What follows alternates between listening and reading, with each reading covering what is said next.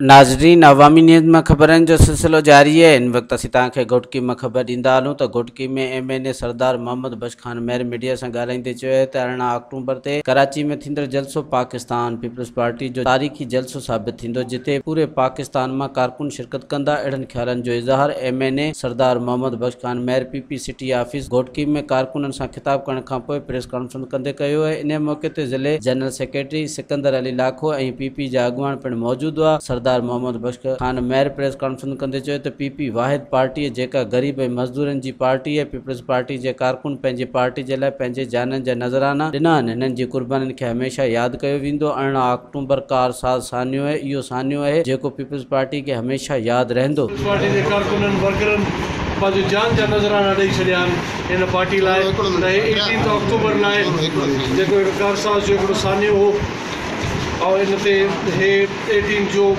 Programme कयो वञे थो। उन ते तव्हां ॾिसो त लखनि जी तादाद में माण्हू पूरे सिंध में अचण लाइ तयारु आहिनि और पंहिंजे दिलि सां जेकी उन्हनि जी मोहबत आहे उन मोहबत उन्हनि खे छिके ईंदी आहे पाकिस्तान पीपल्स पार्टी जे जलसनि में।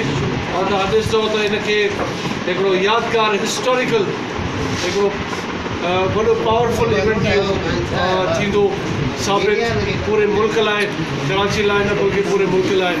और असांजा ऑफिस जा जेके हिते पाकिस्तान पीपल्स पार्टी जा जेके ऑफिस बेरर्स आहिनि सभिनि हिकु वॾी रैली जी सूरत में 18 अक्टूबर ते इंशाल्लाह कराची पहुंचासीं और पंहिंजे लीडरशिप जो खिताब पूछासीं। मज़ीद खबरों और तफसीलात के लिए विजिट करें हमारी वेबसाइट www.awamiNewsHD.com।